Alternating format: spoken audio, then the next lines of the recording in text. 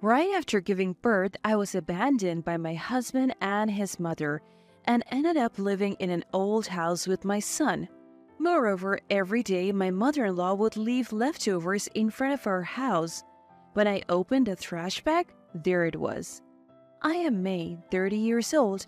I married a man named Jin when I was 25. Jin worked for a small company with low wages and minimal bonuses, but we managed with both of us working. 2 years later, our son Robin was born, and even though we were poor, we were happy. I quit my job to take care of Robin, which made our finances even tighter. Jin started working on road construction after his regular job hours. I was worried about Jin's health. You know, I really appreciate you working for us, but are you okay? I'm really worried about your health. When I said that, Jin laughed and flexed his biceps, saying, "Don't worry, I've never been sick a day in my life since I was a kid. Plus, I've always kept in shape with rugby, so this is nothing for me." Indeed, Jin's body was muscular, almost like a martial arts expert. But still, don't overdo it, okay? Got it. Jin said this with a kind smile. However, the following month, he collapsed at a road construction site due to a stroke caused by overwork and passed away suddenly. My son and I were left clueless beside Jin's body. That's when a man who seemed to be from Jin's company approached me. "Hi, I'm Michael. I've had dealings with your husband's company." He handed me his business card, which had the name of a famous trading company on it. As I put the card in my pocket, Michael said, "It must be tough for you now. How do you plan to get by?" "Well, I haven't had the chance to think about the future yet. My mother will take care of the children for a while, but she can't stay long as my parents live far away and my father already needs care." "That's tough. Well, I have many contacts and can help you and your son." "Thank you, I appreciate it." At that time, still shocked by my husband's sudden departure, I accepted help from a stranger too readily. That was the beginning of our misfortune. The funeral with the help of my in-laws and mother passed somehow, but I was drained. My mother was looking after Robin, but she seemed tired due to her age. "Juria, are you okay?"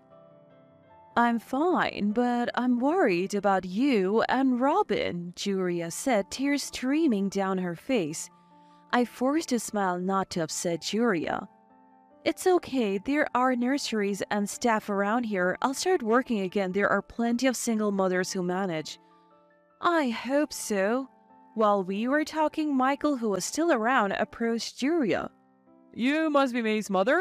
Taken aback by a stranger's approach, Julia responded in a small voice, "Thank you for being here today." Then Michael repeated to Julia what he had said to me. "Thank you very much." Just then we heard Robin crying from another room, so I went to comfort him. 2 weeks after the funeral, I finally stopped crying every night and started to settle down. I managed to return to my previous job. Julia had to return to my father soon, so I was looking for a childcare center, but couldn't find any nearby. That's when Michael, returning from work, suddenly visited my house. "May, can we talk over a coffee?"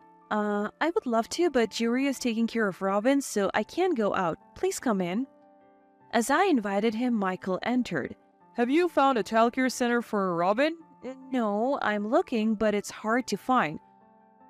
"I have a sister, Maria, who used to work in a childcare center when she was younger. Now she's married and a housewife, unable to have children. I mentioned Robin to her the other day, and she said she would love to take care of him. Plus, her house is near your workplace, which would be convenient." I was relieved to hear Michael's offer, but at the same time I felt uneasy. Why is Michael so keen on taking care of us?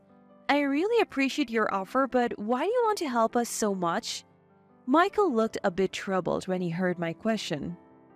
"There's no special reason. It was just hard to see you struggling." I see. I'll discuss it with Juria once. I decided to call Juria over and discuss Michael's offer of help. "Juria, Maria has offered to take care of Robin. Oh, we couldn't possibly impose on her like that. Maria is unfortunately unable to have children, but she loves them. My sister is also happy about it. Is that so? Even though Julia was told this by Michael, she seemed unable to simply accept and say yes. Julia, since Michael is offering, I think I'll ask her, and of course, we'll pay her a childcare fee. Well, if that's the case, then I guess it's alright. Don't worry, so I'll bring Maria over the day after tomorrow, Sunday, to meet Robin. Is that okay? Yes, please do. Sunday came and Maria arrived to meet Robin. Robin smiled happily in Maria's arm, and Maria also looked very happy holding him. And so I decided to have Maria take care of Robin while I was at work. The following week, Julia went back to her home and we started leaving Robin at Maria's place. Every morning, I would drop Robin off before work and pick him up after. 3 months passed and one day Michael came to my workplace to speak to me. May, I need to talk to you. I managed to get some time from my boss and went to the conference room. There's something I want to ask you, May. Yes, what is it? May, actually, Michael just said that and then fell silent. With a smile, I asked him, "Oh, what's the matter?" can I visit your house today? Why? There's something I need to tell you, and I can drive you home after work. Oh, okay. I understand.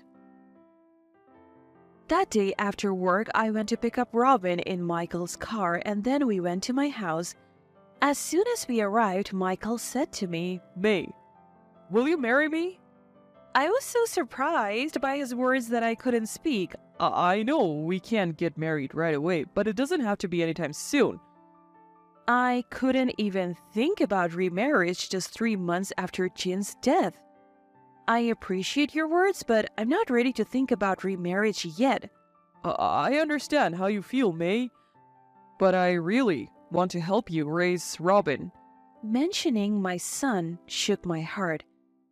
As Robin grows, there will be many challenges. Having a husband would be a great support. But I felt guilty, like I was betraying Jin. I can't answer right now. Can you give me some more time? Of course, that's fine. I'll wait for your answer. And by the way, I would like to continue picking up Robin sometimes. If it's okay with your work, I would be happy. Sure, I'll contact you when I can. Thank you. And so Michael began to pick me up more often, and also Robin. 3 months after his proposal, one night I had a dream. In the dream, Jin and Robin were playing together in a nearby park, but it got dark and Jin was about to leave. I shouted at him, "Don't go!" But Jin just smiled kindly. It's okay for Robin to be raised by you and Michael, he said. When I woke up in the morning, tears were streaming down my face. The following Sunday after that dream, I invited Michael over and told him I would accept his proposal. Michael looked genuinely happy. We decided not to have a big wedding, and that's when I first learned Michael had been divorced. She ran off with another man, Michael said with a laugh. We decided to live in Michael's family home. We ended up living in a separate house on the grounds of a very large house. Michael's father had already passed away, and until now, Jesse and Michael had been living in that big house. I said to Jesse, "Please be kind to us from now on." But Jesse just glanced at me and said nothing.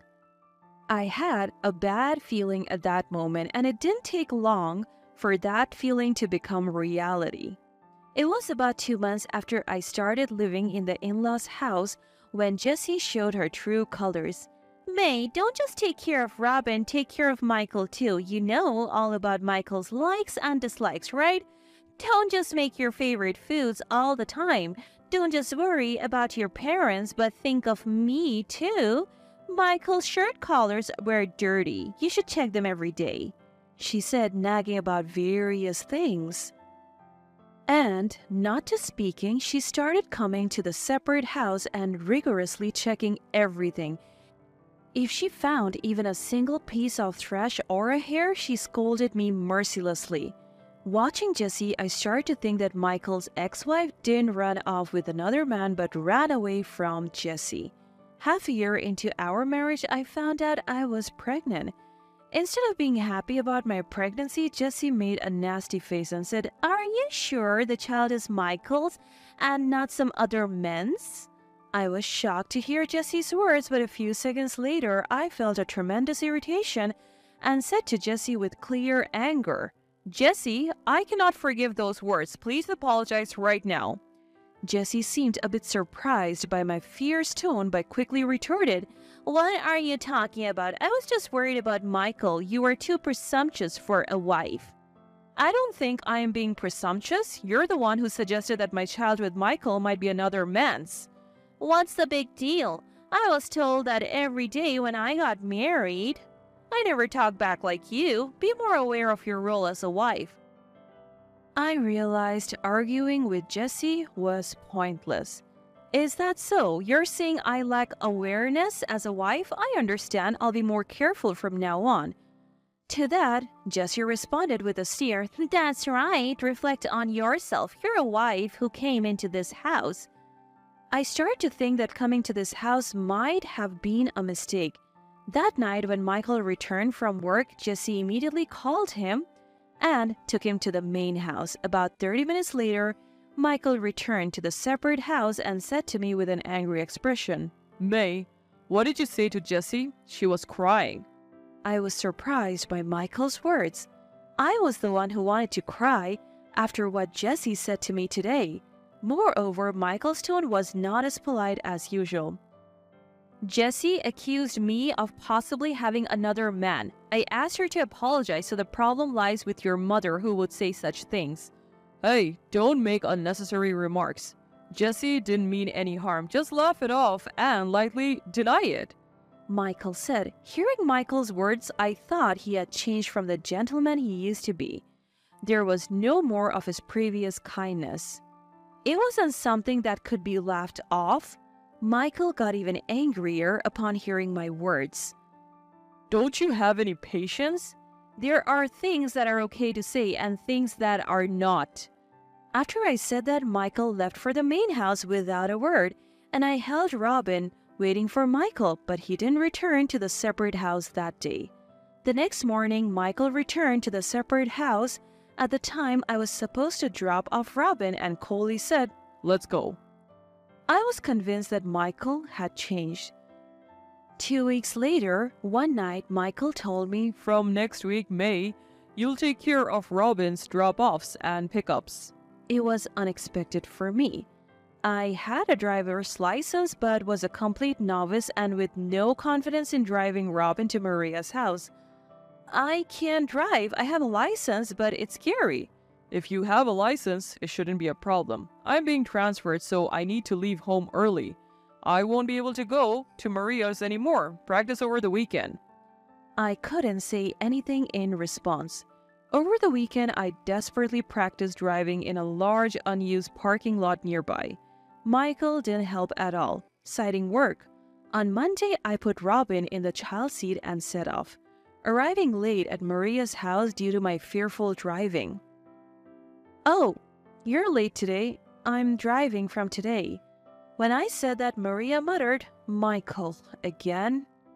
I didn't understand what she meant and asked, "Never mind." But Maria just said that. That night, as soon as Michael returned home, he said to me, "Don't say weird things to Jessie again. If you make Jessie cry again, I'll kick you out." Then he went to the main house.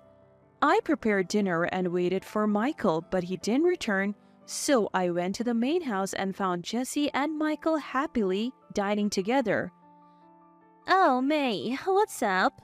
I just said nothing and returned to the separate house to have dinner with Robin. After that, Michael barely spoke to me and started having dinner at the main house. Michael became a completely different person just because I stood up to Jessie once. 2 months later, our son was born. Bob was the name Jessie and Michael chose. I had a name in mind, but it was decided unilaterally. One Sunday, soon after the birth, I went to the main house when I couldn't find Michael, and there he was watching TV with Jessie looking very chummy. I needed help with the two children, so I said, "Michael, if you're watching TV, can you come back to the separate house and help with the children?" My casual remark angered them both. "What a nagging woman, we're just enjoying TV together." Yeah, right, just leave. "Yeah, leave," Michael said with a sneer. Hey, take your kids and get out right now. I was confused. "What?" You need to leave the separate house. he said. I was shocked that Michael suddenly told me to leave. "Why? Why do we have to leave? Tell me the reason." Because my precious Jessie is angry. "What does that mean? What do you think of me and the children?" My precious wife and children? "You're telling your precious family to leave?" Yeah, they're precious. There's an old house in the backyard. Go there. Michael said that, and Jessie looked at me with a mocking gaze. "Michael's always had bad luck with women. The previous wife was bad, but this one's even worse." Jessie's words confirmed my belief that Michael's ex-wife didn't run away with another man but left because of their terrible harassment. I was saddened by my own misfortune and thought about Jin. Before I knew it, tears were streaming down my face. Jessie saw this and said, "Oh, looking for sympathy? I'm not fooled by such cheap drama. Now leave." Crying, I stood up, went back to the separate house, and took my two children to the old house. "I'm sorry it's so dirty here, but someday I'll get back at those two. Just hang in there until then." I said this to my children, who couldn't possibly understand, but it seemed like they nodded. From then on, we lived in the old house. I left the children with Maria and went to work every day. One day, Maria said, "You haven't been with Michael lately. What happened?" "I've been driving to your house as instructed." When I said that, Maria looked like she realized something. "Could it be that you're staying in the old house in the backyard?" I was surprised. "How did you know?" "Michael really loves Jessie. If his wife speaks strongly to Jessie, Michael gets angry and says outrageous things. His previous wife was also told to go to the old house and finally ran away." So it was true. "I'm on your side. You can always talk to me." I felt reassured having Maria as an ally. But then Jessie started leaving leftovers in front of the old house every day. I disposed of them silently. One morning, as usual, Jessie left a bag of leftovers. When I picked it up, it was too heavy for leftovers. Inside, I found a paper bag. Curious, I opened it cautiously and found it contained 20 bundles of $10,000 bills and a total of $200,000. I quickly took the money, packed our belongings, put the children in a taxi, and left the house with a $200,000. I headed to the airport, bought tickets to my hometown, and boarded the plane. The journey was long, taking 2 hours by plane and then a bus ride. I arrived at my parents' house in the late afternoon. When I finally checked my mobile phone, there were about 100 missed calls from Jessie and Michael. Julia was surprised to see me and said, "Oh, May, why are you back suddenly without any contact and such a long journey with small children?" "Wait a minute, Julia. Could I have some coffee? I'll explain everything after that." After putting Robin and Bob to bed, I drank coffee, took a breath, and then explained everything. Julia was very surprised. "So you bought that money?" "Yes, this." I showed her the money from my bag. Then I put a $10,000 bundle on the table and a piece of paper was visible among the bills. I pulled it out and it was a document indicating that the money was revenue from Michael's company. Maybe Michael embezzled the money from his company? Maybe. "You found something serious. What will you do now?" "What should I do?" Just then, someone rang the doorbell. Julia went to answer, and there were Michael and Jessie out of breath. Michael shouted, May, please return that money. I just borrowed it and was going to return it. "May, please return it." With a sly smile, I said, "It's surprising you knew I was here. What should I do with this money?" I picked it up from the trash. Maybe I should take it to the police? But please don't do that. Why not? Michael fell silent. May, just return it without saying anything. I'll reconsider things about you. Angered by Jesse's words, I became furious. What does that mean? What have you thought of me until now? Jesse, with a regretful look, said, Please forgive me. We'll take care of you as part of our family. So, you haven't been taking care of me until now? I said. Suddenly, Jessie knelt down. She told Michael to do the same and they both knelt side by side. Jessie said, I'm truly sorry. Please forgive us. We'll listen to whatever you say. Please. May, I'll cherish you like when we first got married. Michael said. Hearing Michael's words brought tears to my eyes, as I remembered how Jin had disappeared suddenly, and Michael had introduced Maria to take care of Robin. Through tears, I said, Fine, Michael, if you say so, I'll return the money. But I'm divorcing you and I want alimony. I'll take care of Bob. Do you agree to these terms? Michael looked pained but eventually said, Yes, that's fine. Then Jessie spoke up. Michael, are you sure? You'll have to pay alimony. Michael yelled at Jessie. Be quiet. If I say it's okay, then it's okay. Hearing his voice, Jessie burst into tears saying, Michael, why are you being so cold? Just go outside, Jessie. Michael said, and she left the house crying. Michael watched Jessie's retreating figure. Aren't you going to follow Jessie? First, please return the money. Fine. But I want the agreed terms written down and signed. I don't want to be told later that it never happened. Okay, understood. I handed Michael paper and a pen to record our agreement. I was about to hand him the bag with the cash, but then decided against it. I took $20,000 out of the bag and handed the rest to Michael. I'll keep these $20,000 as part of the alimony. If you're not happy, feel free to report me to the police. Michael gritted his teeth in frustration, trying to contain his anger. Fine, but please don't tell anyone about this money. Okay, but if you start fussing about the alimony, I'll immediately report what you have done to the police. Michael left the house head bowed, without another word. After he left, Julia looked worriedly at me. Are you okay? I'm fine. Those two used to throw their leftovers in front of my house every day, so I don't feel bad about what I did. They were terrible people. Yes, they were, I said, thinking of the kind Jin, and tears welled up in my eyes. 2 months later, while I was taking care of the children at my parents' house, an unknown man came looking for me.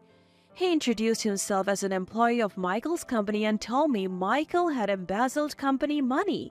He said Michael had given me part of the embezzled money. I did receive money, but it was part of my alimony, I explained, showing him the document Michael had written. If the company is in trouble, I'll return the money. I'll get the rest of the alimony from Michael, I added. I brought the $20,000 and handed it to the man, who gratefully accepted it. What happened to Michael?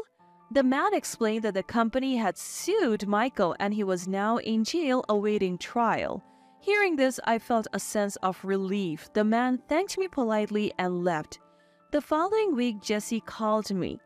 Michael has been taken by the police and I have nothing to eat. Can you lend me the money you gave back? I returned that money to the company representative who visited me.